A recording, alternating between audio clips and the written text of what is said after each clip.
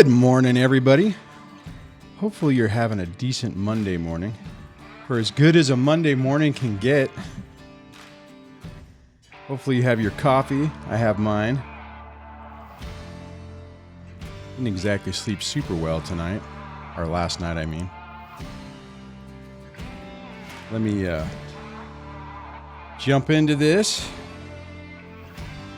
Welcome to the Break the Cycle with DSD podcast. I am your host, Duane. I'm not a therapist. I'm an individual, much like you, that after going through a tough situation for over nearly a decade now, it's kind of hard to believe, I've developed some tips and techniques that I use to help me get my life back, that I share with you to hopefully help you do the same.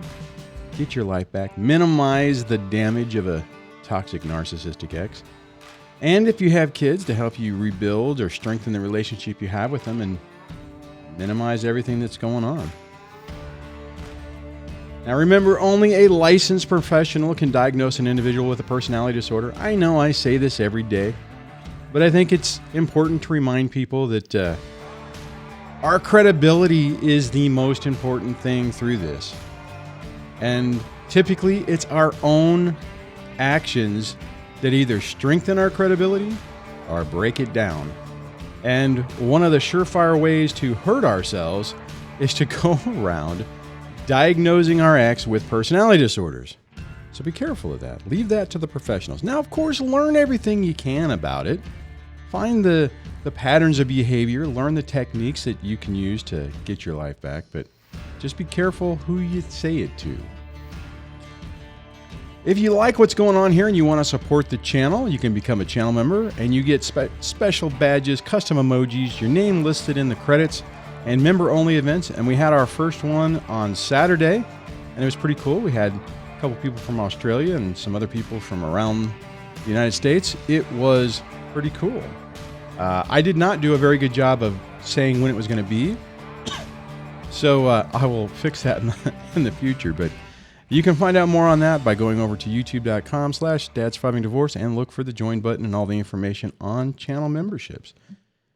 Next thing is if you want to get notified via text message whenever the show goes live, just text DSDLIVE to 844-598-0012, 844-598-0012. That will add you into the SMS queue and you will get notified and it did go out this morning. I generally send it out at 5:55 my time. The only bad thing is it only works in the United States and Canada. I don't know how to make it work through the rest of the world, but that is what it is.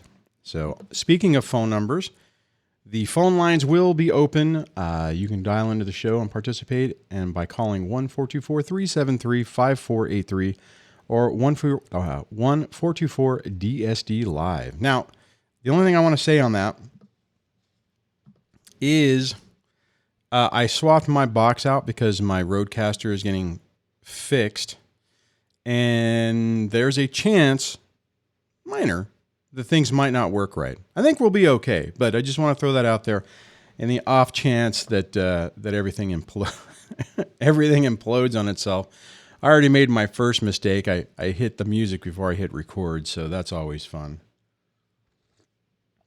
Speaking of fun, kind of, I when I was driving back home over the weekend, I went ahead and put on the podcast that I did with Chris Godinez on Friday, and that was, other than the audio, that was a really good discussion. There was a lot of good nuggets of information. Some of it that I missed at the time when I was re-listening to it. I was like, oh man, that's a really great point, and it was. That was a good show. I'm looking forward to. We already have our next one tentatively penciled in. Let me see if I can see the calendar on this. It is in, let's see. Where is this next one? I'm trying to remember. Oh, it'll be Friday the 13th in November. I've already got Alex Falcone scheduled for the 11th to be on the live show. So barring any problems. So we have some, and actually this Wednesday, the 21st, I have Melissa Isaak from the Melissa Isaak Law Firm. She's a divorce attorney who is very focused on father's rights. So that should be a good discussion. Anyways, so I see we got people in and everything's moving. So let's see what we got going on here.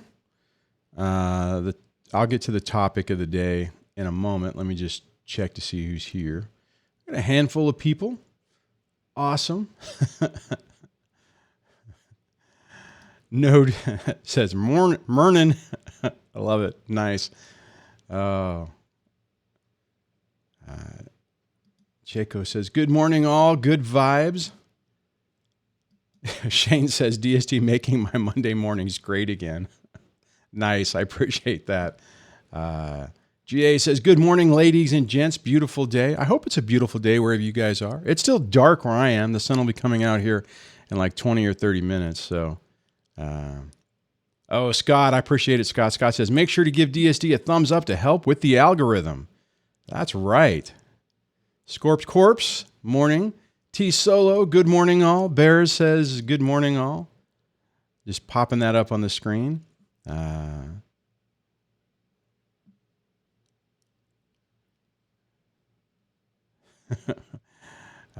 For family law. Afternoon from the UK, Julie. Well, that's right. I keep forgetting that you guys it's like 2 in the afternoon. I'll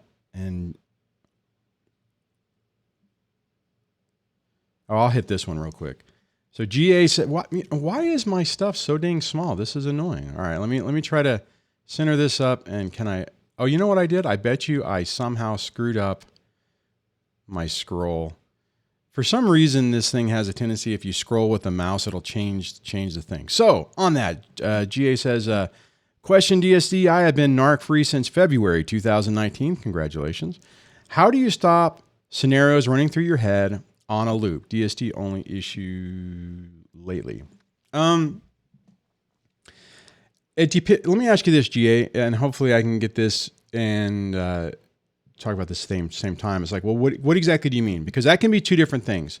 Running scenarios in your head can be basically going, oh my God, what are they going to do next? You know, I yelled at my kid. They're gonna file something. You know, they're gonna convince the kid to want to live with them, and then they're gonna get full custody, and I'll never get to see him again, and they'll move out of state or out of the area, and you know, I'll never be a part of my kid's life, and they'll take all the money, and they'll, you know, you can just run down that rabbit hole. Or conversely, and I did that. That was actually absolutely something that happened to me. But also, whoops, I'm trying to get back to your comment. Where to go? The other thing I also got stuck into was just thinking about them, thinking about the relationship, ruminating about all of that. Actually, one of the biggest things that helped me, and they are also a sponsor of the channel. Let me just go over to the resources tab here. Let me just make sure this pops up. Okay, so if you go to the new and improved Dad Surviving Divorce DSD website, at least I hope it's improved. If you go to the resources tab, you scroll down. When I was really losing my mind, what really helped me were these hypnosis download files that helped me kind of reprogram my subconscious and break the loop on that catastrophic thinking and basically stuff like that. And the ones I used was Mend Your Broken Heart, Get Over Divorce, which I didn't use that one as much. I used Mend Your Broken Heart, Let It Go, and Unrequited Love. And then the End of Relationship Pack. They've actually updated with new offerings, but I would listen to those daily. I would listen to them in the morning, in the middle of the day when I could, and at night. And it was almost an obsession, but it did help. After a period of time, I was able to start to change my thinking on all of this, and it helped. Now, the thing I need to just remind everybody of is all of this takes time, even though it feels like it shouldn't, even though it feels like I should be, I know what my ex is. I know that they're a bad person. Maybe bad's the wrong word, damaged, disordered, undiagnosed. And, but you understand and you recognize the patterns of behavior, that should be enough. And unfortunately, I'm here to tell you that it is not. It takes more time to undo the damage that was done throughout the relationship. And although that sucks and it's not a fun situation to be in, it's the reality of the process. And it does take time to push through this and start to see results. Now, for me, I was going to, like I've mentioned before, I was going to a really good trauma therapist, though I didn't know she was a trauma therapist when I picked her, but she was great. But that wasn't enough. That helped, but that wasn't enough. The hypnosis helped a lot. Prior to that, let me bounce back over here. These books helped. This Divorce Poison by Richard Warshak helped. The Alchemist is a different topic, but I would recommend that later when you're in a better frame of mind. And this Rebuilding When Your Relationship Ends by Bruce Fisher and Robert Alberti. Those were all what I used at the time. Now, there's a lot of tremendous resources out, and I need to start building or updating, I guess, the resource list, because there's a lot of books out there. Okay, let me finish my thought. So therapy, research on my own with books, extra research on YouTube. I binged tons of videos trying to just figure this thing out, trying to take a crash course in it. And then the fourth pillar, I should have started with saying pillars in the beginning. It would have been more dramatic that way. But the fourth rung, whatever you want to call it, was the hypnosis thing. Probably if I would have been able to find a local hypnotherapist, maybe that would have even been better. And amazingly enough, I recently checked, and if I remember correctly, I think my old therapist is now licensed or certified. I'm not sure what the right word would be, but she's now offering that. So I wonder, GA, did you... okay, so I see a comment from you. Let me just make sure that you didn't add a couple of things so that I can make sure that I'm on track with what you're saying. So I scrolled up and down. I'm looking around. So, all right, where are you at?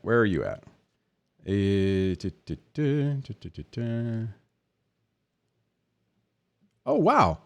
Before I jump to that, DC says, Duane, or at DSD, Hypnosis Downloads has a new audio file for downloading called, quote, How to Deal with Narcissistic Behavior. Holy crap, really? Well, I got to check that one out because that would be pretty darn interesting. So thanks for posting that, DC, and hopefully I'll remember to check that after. Okay. All right, so GA says, don't get me wrong, I'm doing well. College, work, and fitness, and now and again creeps up. Thanks for the advice. Sorry I didn't go into details. Yeah, no worries. This stuff's tough, and it's hard to, the problem is there's so many different iterations of this. Sometimes it's hard to guess what the deal is.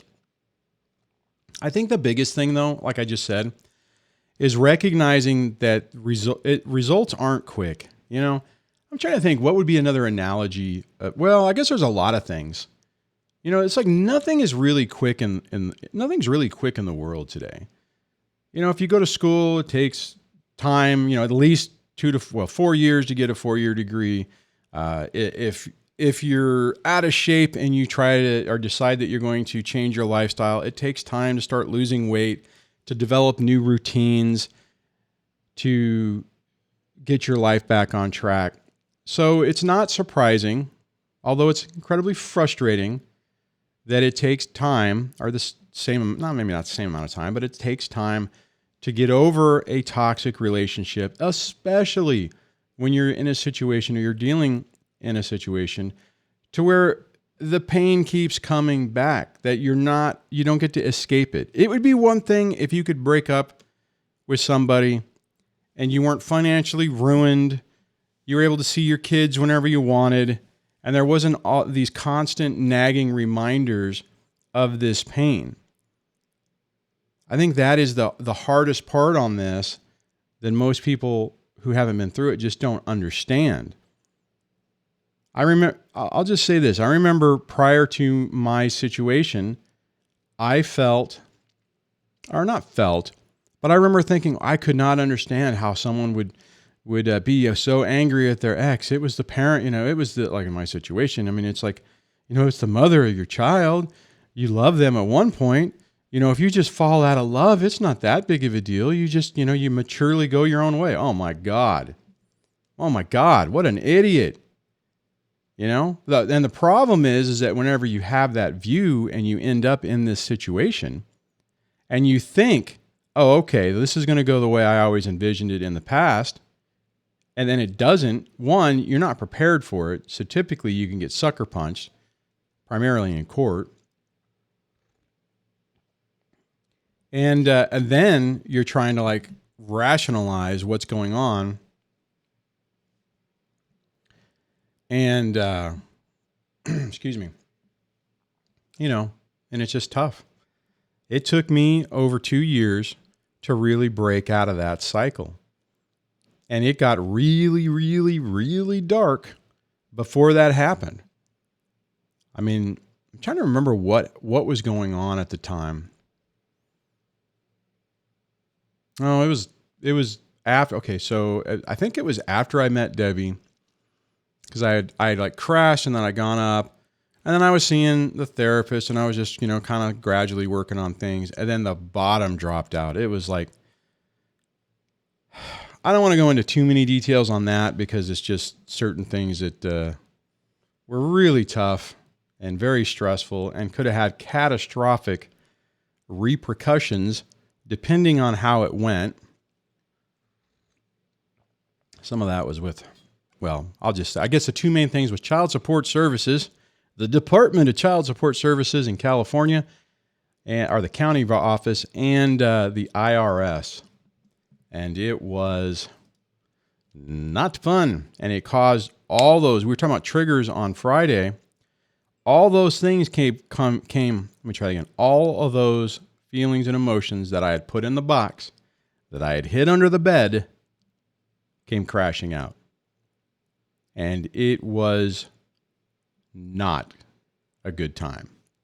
So, all right, let me see if GA said anything else. And hopefully that was helpful.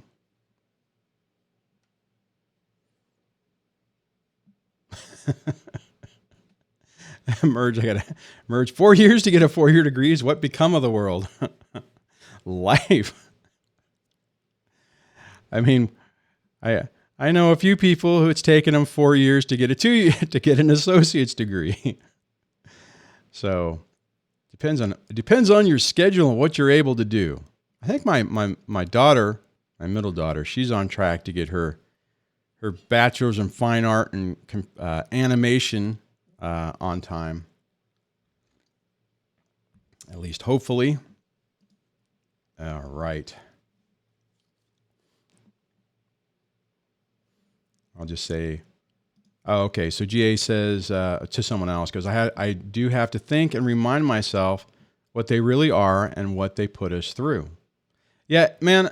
And that's kind of what I was just talking about, but that is exactly what I had to do. And it was driving me crazy. It was like, why am I having such a hard time accepting the reality?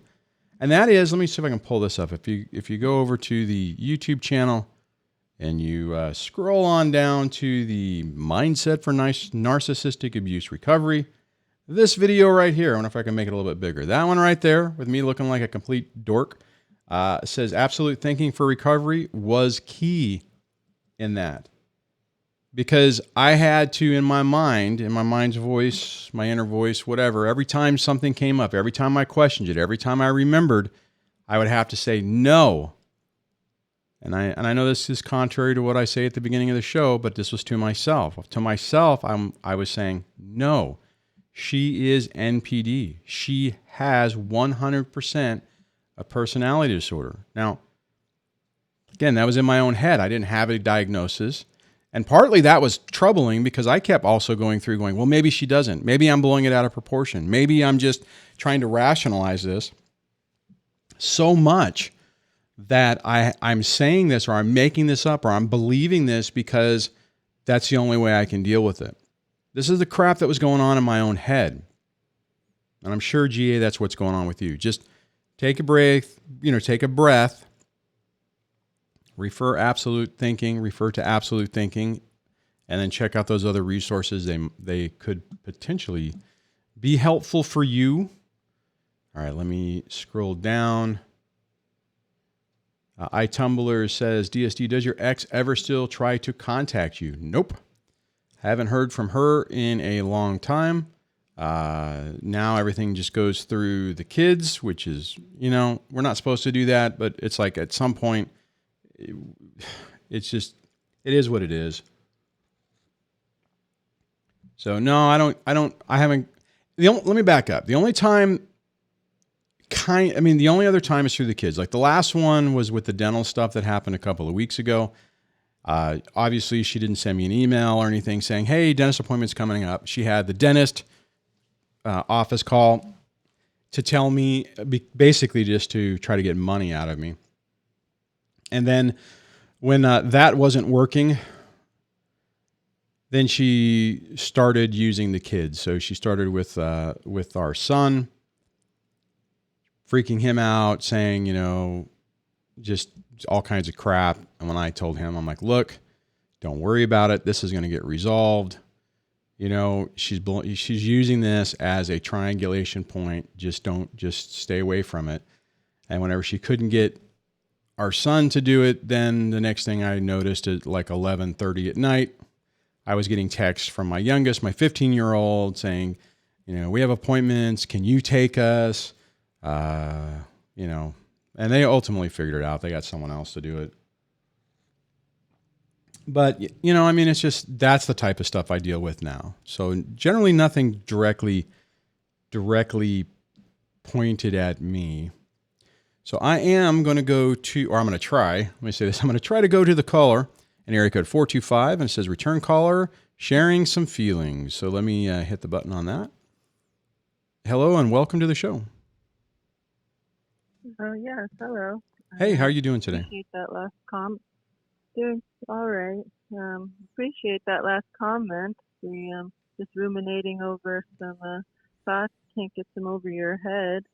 I just started filling out papers, contempt of court, and in the beginning of the packet, the papers are talking about parental abduction and the harm that it can do on a child, and I was feeling like the courts were on my side just by reading this contempt of packet court here, that the courts completely understood what is going on here, that a child will actually side with the abuser and in fear of any kind of consequences if they don't. And I'm just now ruminating over my thoughts of how can I have let it get this far. I'm the caller who feels that I think it's selfish of me to take my daughter away from her father that she says that she wants to be with.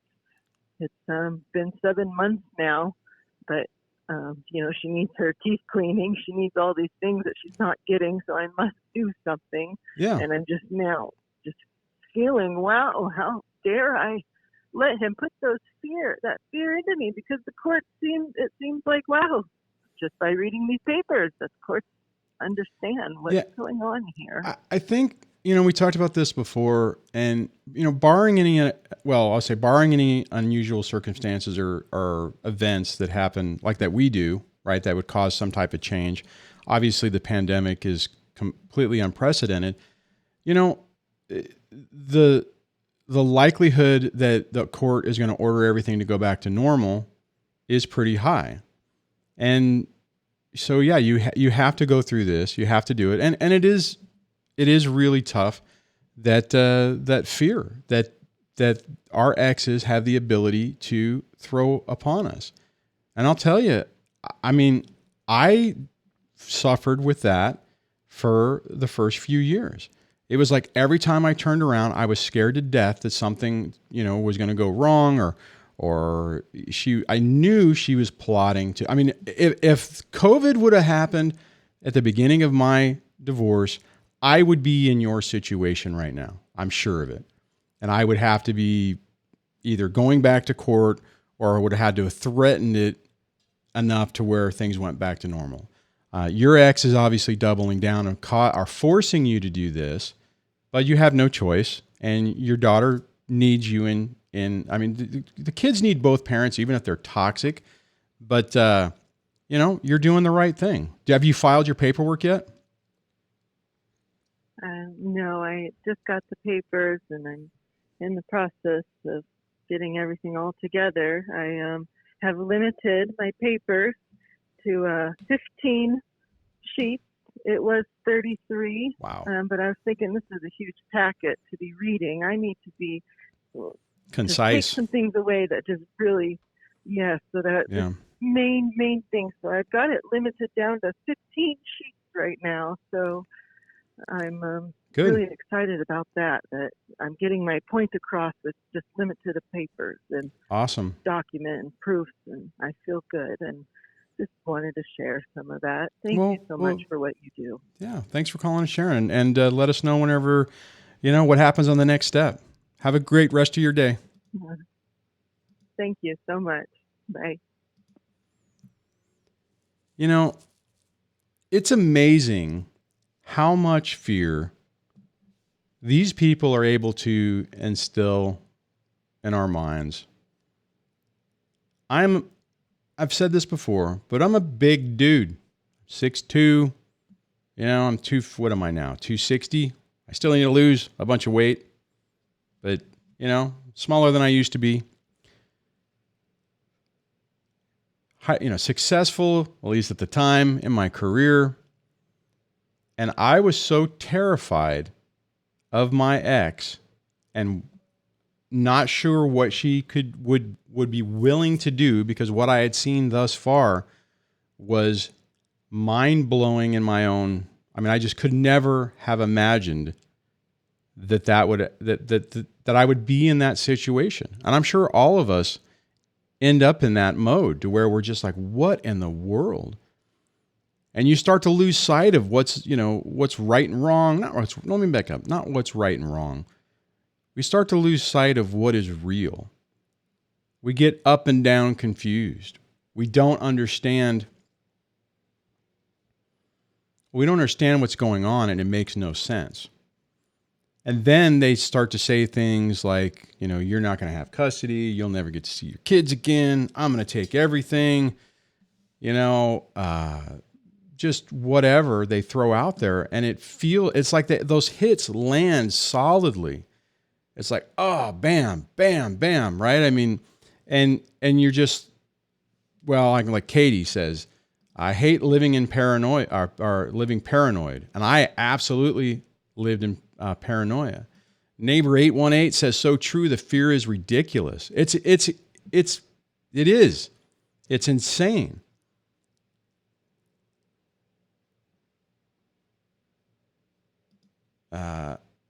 Marcin, if I'm saying that right, says, literally made me get a knot in my throat because that is exactly how I feel, scared at any moment given we have to go to court. Oh, geez, you guys that are actually in the process, are actively in the process with upcoming court dates, that's tough. It's easy to say, oh, just take a deep breath, relax. And and those are the things you absolutely need to do to control your emotional state, or try to get it under control. But it's still terrifying because there's so much on the table. There's so much at risk. This isn't something that's not meaningful. I'm trying to think of an analogy that would make sense. It's not like you're going in to look at a new car that you're not even intending to buy, and if they don't give you the right deal, you're going to walk away. It's like, okay. Hell, it could even be It's not even the same as going in and having your employer terminate you or demote you or tell you you need to do something different, because it's like, okay, well, you still have your family, you still have your support. It's like your support foundation has been obliterated. Instead of being solid, concrete foundation for California, that's mainly what we do out here, as opposed to it being on quicksand. And that's what it feels like.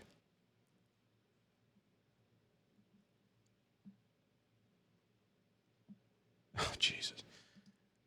Marson says, and I apologize, I know I'm butchering your name, says, just yesterday I was threatened that he would file a contempt of court for each day I didn't give my daughter her cell phone because his new supply can control it now.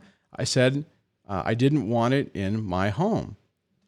Oh, until we went to court. Here's the thing.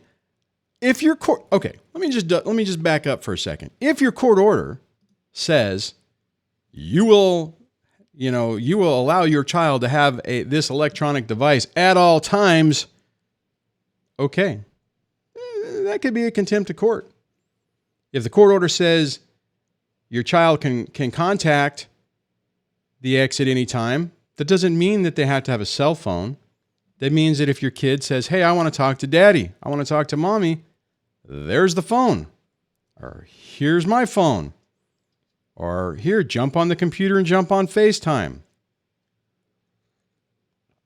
But these people are notorious for threatening this stuff to get you to basically freak out and bend to what they want to do. Unless it's specifically in your court order, they can go F themselves. So, at least that's my thought.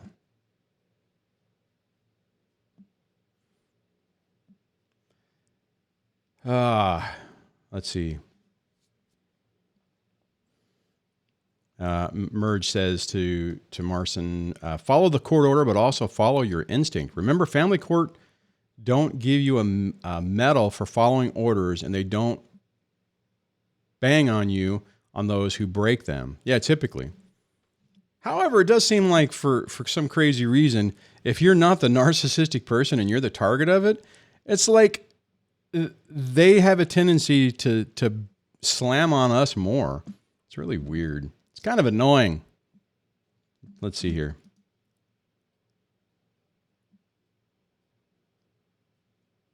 Oh, okay. So iTumblers had asked a follow-up question. Let me just look at. Oh, crap! Moderator Debbie is posting all kinds of stuff, and I didn't notice it.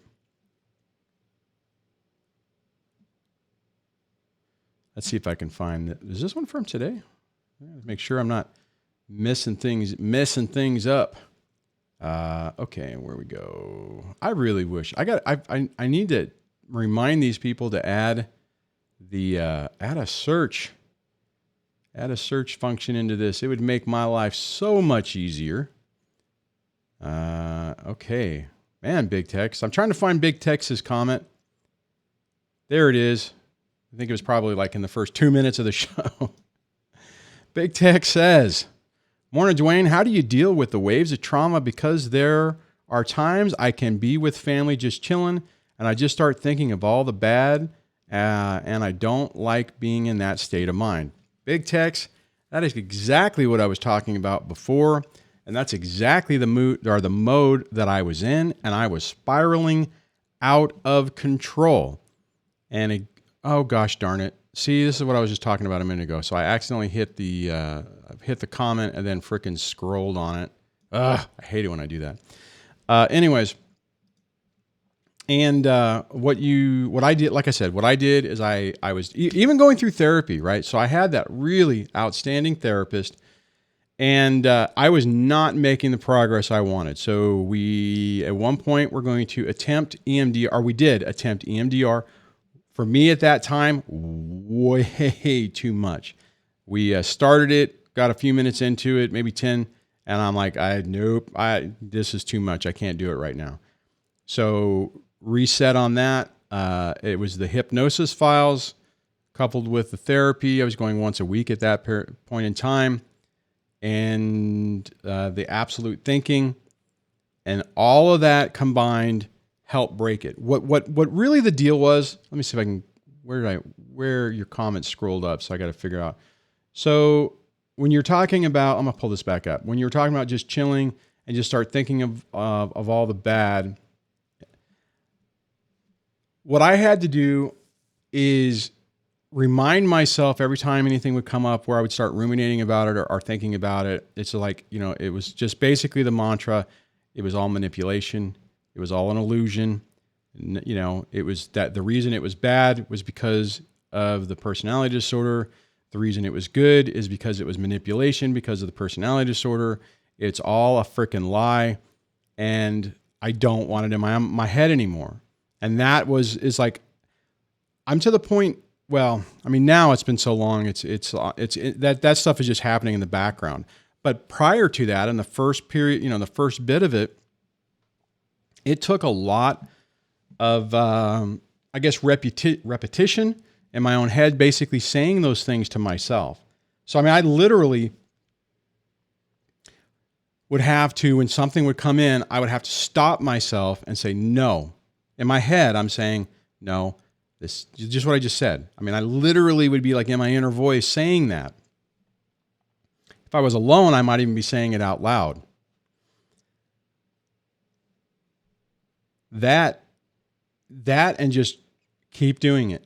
And you'll notice after time, it'll probably take you about 30 days of continually doing that where you'll start seeing results. Now, if you're not having this happen all the time and it's like periodically, I guess in some ways this could be harder because doing this technique, you need to do it every day. You need to do it every time it happens. And when it's really bad, it's happening like every few hours. So you're getting the practice into it. If what you're dealing with, big techs, happens once a week, once every couple of weeks, it'll be a little bit harder because you're not going to get that repetition in to where it, like I said, for me now, it's in the back of my subconscious and it just happens automatically. I don't have to sit there and do like I was saying before, where I'm stopping myself and running through that mantra. It's happening automatically. So it's like, and every once in a while, to be honest, every once in a while, something will come up where I'll have that little, those old thoughts. And it's almost like, your subconscious is testing you. It's like, hey, it's been a while. Why don't we throw this out here and see how you're going to respond? And now it's like, yeah, whatever. Don't want to go there. Don't want to spend my time wasting with that. It's like, excuse me, even the thing I was just talking about a moment ago with the medical, it was annoying, but I'm like, I'm not going there. And then when she got, our son spun up about it and he was freaked out. I'm like, dude, just relax. This is a non-issue. Even if it falls apart, we'll just reschedule it. It's not a big deal. So, it's like a big deal is like for me, I haven't been to the dentist. When the last thing happened before my rent went up, I'm like, all right, I'm going to have some money. I'm going to start doing some preventive maintenance on myself.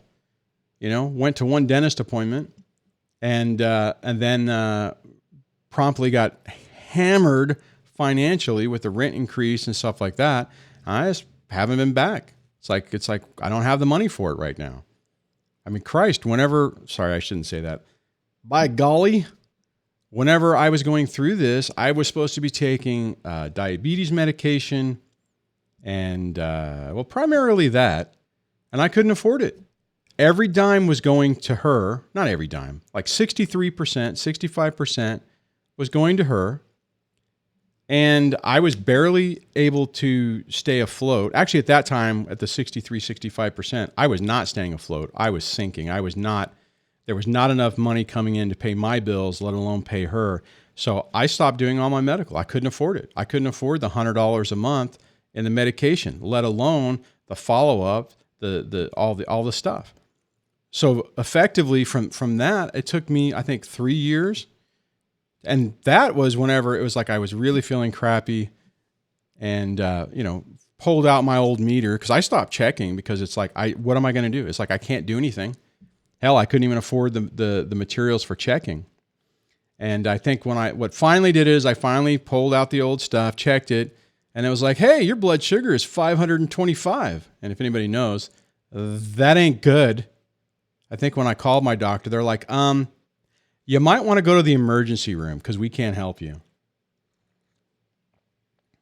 But fortunately, I've been able to get back on track with that. And my numbers aren't great. And I'm taking a ton of medication for it. But at least now I can afford it. And my numbers are going down. And if I remember correctly in my last blood work results, I haven't been back for the follow-up with the doctor. But since it's all electronic now, I was seeing the numbers. And I think the numbers are down, which is pretty amazing. All right. What happened here?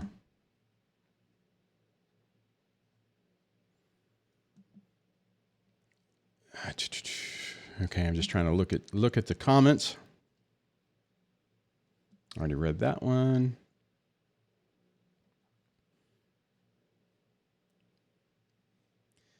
And I kind of talked about this, but just to go back with what iTumblers was saying, DST for like ridiculous things just to get a response out of you. Yeah, it's just a poke in the eye. The other aspect of it, like the last time it happened was whenever, actually it was weird because this was also a dentist thing. Whenever I had scheduled my vacation time with technically the only minor, which is my 15-year-old, where we went on that camping trip, where the first video dropped on that on my other channel. And I'll be working on the other one here maybe in the next couple of days, part 2. As soon as that was scheduled, it's like, oh, by the way, since now that you have the kids on this time, you have to take them to dentist appointments. And I'm like, no, I'm like, not going to be around, not doing it. It's like we have plans. So it's stuff like that, right? So, and that one I did get an actual email from her on that. Let me scroll down. Let's see. Actually, let me look and see what, okay, I read that one. Let me see if I can find this other one.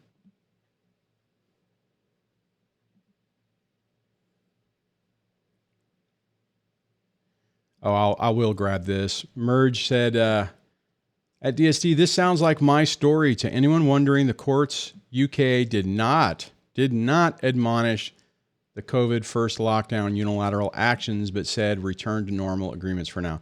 And I think that's primarily what's going to happen when you get into court. If you're like, hey, I haven't seen my kids for whatever, and if they go, oh, well, it's because of COVID, then they're going to say, go back to normal.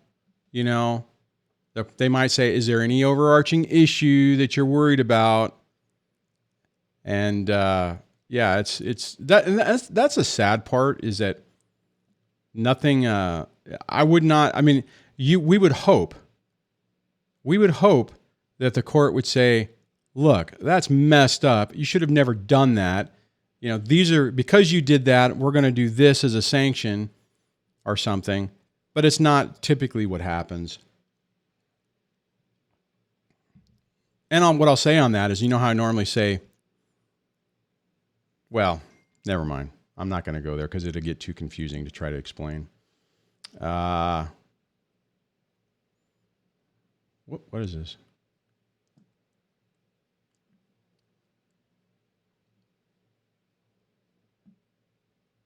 Okay. Where is this other one at? Moderator Debbie had pinged a comment for me, and I'm trying to locate it.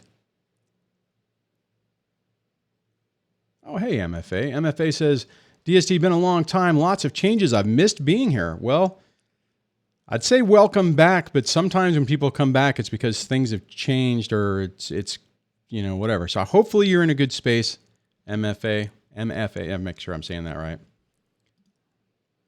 All right. Let's see.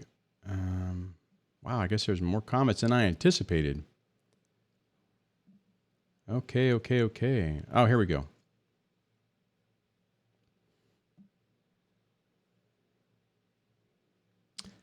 Okay. Dana says, DSC, what has been your experience with Guardian Ad Litems? It seems as though my initial meeting went well. I'm worried that the gal is trained to make people feel at ease to get a realistic idea of who you are. Okay. Now, technically, I didn't have a gal. That was not something, actually, I didn't even know about it. That never even came up. I'm not sure if it's something that just doesn't generally happen out here or what the deal is. But your worry is spot on. And I've heard so many people who have discussion with evaluators where that person is trying to you know what? It's basically a police move. It's a cop interrogation move. They want to be your friend. They want you to feel friendly with them so that you overshare. So if they can make you feel that, hey, I get it, whatever. They'll maybe not as maliciously as a cop in an interrogation situation might be, but you need to be incredibly careful and realize that these other people are not necessarily your friend. If they're acting like it, be cautious of it. Don't be like, oh, they get it. Let me start spewing all this information. Keep it focused on the patterns of behavior and the facts that represent your concerns. Also, be very careful that your presentation, the way you're communicating it, doesn't come across. Let's see, I'm trying to think how to say this. And I know that in the interview I did with Cordell, which I'm not sure where that's at. Excuse me. Let's see if I can pull it up. It's this one right here. So this video right here, interview Cordell and Cordell Law Firm. The one with Marco a couple of weeks ago was also pretty good, but that one I really, well, they both had really good things to say. Anyways, but his point was you want to come across that, not that you think your other partner or your ex is Satan. Is it Satan? As in like the church lady from all you old people out there who used to watch SNL. And that was a horrible, impression of the church lady. Anyways, my point is that just be careful that you don't overshare with that person. Even just think of them more, or just have your guard up, right? So Dana, if you are worried that person is trying to endear you to get you to overshare, you might be right. And, but I also will say, I've seen this before where, see, I don't know. I'm taking this out of very specific data points. So my point is yes, be cautious of what you say. Don't overshare. Be careful that you don't say anything that undermines your own perspective.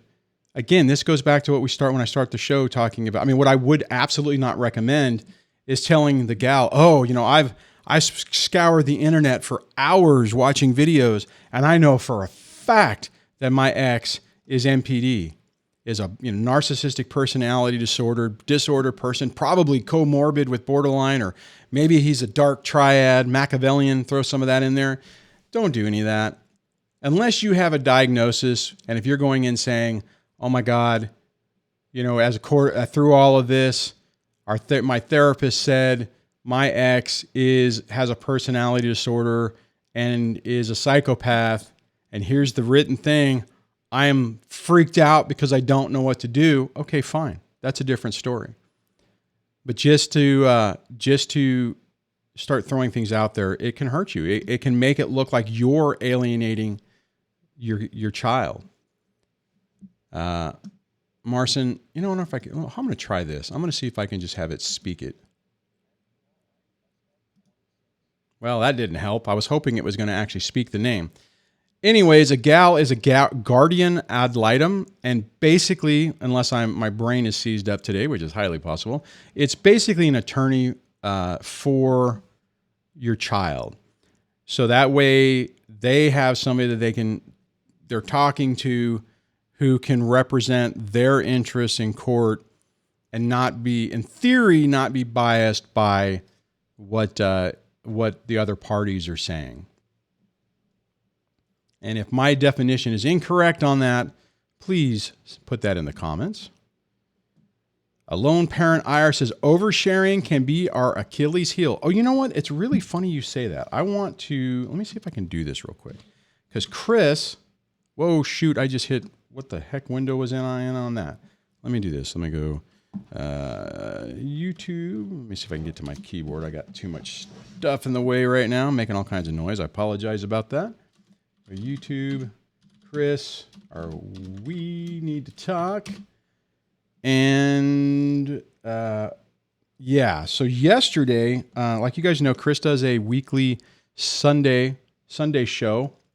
And her video for this weekend was oversharing, why we do it, and how to stop. Okay, I'm going to do this. Overshare. All right, I'm going to pause that. Check that video out on oversharing. Super, super important. I fell into this trap myself. She's going to kill me because of where that that was a horrible screenshot. Oh, that doesn't help. That isn't any better. Oh my God, let me get off that. Anyways, but oversharing is a really tough thing. Techmore says a gal is absolute garbage. You do not use them at all costs. A colossal waste of time and money. And it is. Now you have a whole nother return. Let me back up. If you decide to use it, everyone make your own choice. The thing is that family court is such a crushing financial just hit. Hey, if you're not the one paying for the gal, I guess fine. But the other problem is it does add someone else into the mix. And if that person comes in and starts saying, well, the child, we think as a guardian ad litem that the child should be better served being in the hands of the toxic person. They won't say it that way. Then you have another data point against you.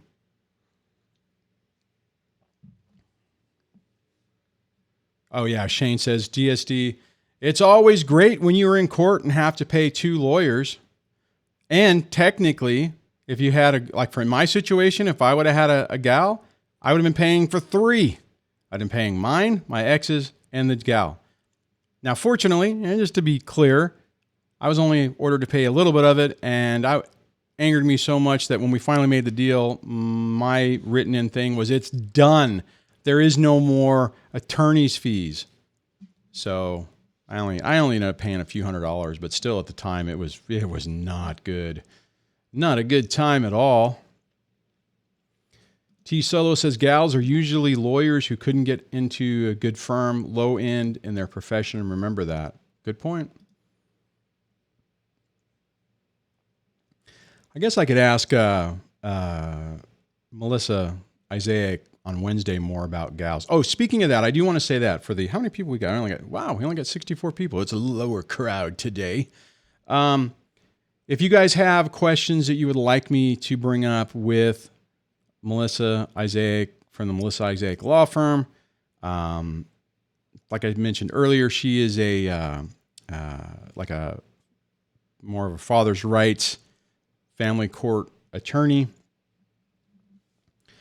Put them in the comments of this video, and I'll ask them. I'll work them into the discussion when we talk on Wednesday.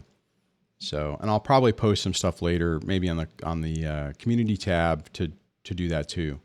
So, if you don't see anything else and you want to ask a question, do it in the comments. If you're watching this live, I would prefer you not to do it in the live chat because I cannot pull that up after. It's like it'll get lost more than likely.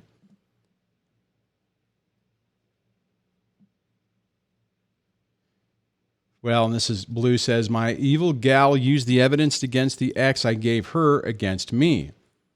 See, and that's part of what I'm talking about. You just got to be really careful how you see these people. Oh, nice. Techmore says Melissa will destroy the gal process guaranteed. Well, then I'll definitely bring that up because it would be good to get that or have that. T-Cello says my gal reported me to court because I asked for billing statements. I would not recommend them. Yeah. I think a lot of time what happens with that, it's like, when you start this whole thing out, you do the financial disclosure statements, right? Which is horrible because they guise it in a thing. Well, we need to know, your ex everyone needs to know what you're declaring so that your ex and what each person has so that you can fight out what you want. What it feels like, it's like, hey, tell me every asset you might have so that I, as the attorney, know what you have so I know how much money I could spend. And if you're looking at somebody and it's like, oh my God, you got hundreds of thousands of dollars in the banks and hundreds of $1,000s in equity and property, and the families have money on both sides. Well, you need we all need attorneys. You need custody evaluation. Oh, you need a gal. You need a forensic accountant. I mean, it's like, I swear to God, they're looking through and they're saying, okay, you have X amount of dollars. How can we take as much of that as possible? And maybe in their mind or the way they rationalize it is as well, these people will realize how terrible this is and they'll just stop. But we've had people on the channel who've talked about how they've spent $200,000 or more in court. The system will bleed you dry and they don't care. And then when you run out of money, most of the time, these attorneys are going to be like, oh, well, you're out of money? Okay, well, sign right here so I can be off your case. I'm not your attorney anymore. If you want to, if you want me on, the balance is $5,000. If you have it paid by Friday, then I'll represent you. Otherwise, we're done. I mean, I understand that everyone has their profession that they're trying to make money in, right? I mean, I get it, but it seems vicious. I'll tell you, in my situation, I know we're running out of time, but just the last little story time is we took out a ton of money from the 401k to pay bills, right? And we agreed to do it. I had to get it notarized that she agreed. And we had a discussion and I was like, look, we have 60 some odd thousand, actually it was more. We had, a ton of money in debt. It's like, I don't like this idea. Well, partly it was like, I knew if I didn't do this, what was going to happen is I was going to get stuck with the debt. I was going to go bankrupt. She was going to get probably $100,000 to $150,000 cash.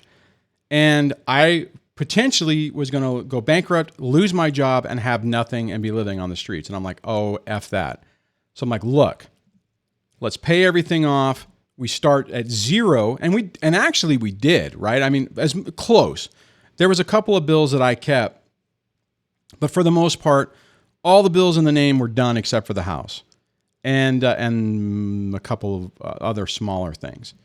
So it was kind of like, hey, no bills, here's how much I'm going to give you. And it just turned into a crap show. But the problem was, my point is, what I was getting at is the ex went in and basically told the attorney that I had, tens of thousands of dollars in cash.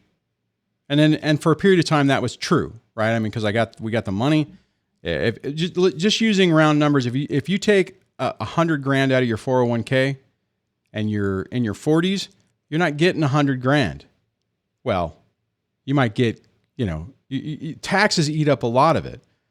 So out of that 100, you're probably going to get 50 if you're lucky from the penalties, the state and federal taxes. And when they started playing that game, I was freaked out because I hadn't paid the taxes yet. So I called my accountant and I'm like, look, I need to know what the hell the tax burden is on this now because I got to get this money going away. Because if I don't, they're going to, she might take this money and I'm going to end up in jail because I'll have tax burden that I'll never be able to pay. Very stressful time to say the least. Wow, we are down to the last minute of the show. Anyways, Trish says, DSD, your vacation video is a moving DSD metaphor. You made time for your daughter, and no matter how many obstacles you faced, you found a way to show how to find beauty wherever you end up. Wow, that's interesting. Yeah, I like that perspective on that. Thanks. Wait for the rest of them. The day 2 was not as much fun. Day 2 was the hardest day of that trip. All right, we're down to the last 10 seconds. I wasn't paying attention. Thank you guys for hanging out with me and starting your Monday off right. Hopefully, you feel like your week is going to go well. I do want to thank the channel members.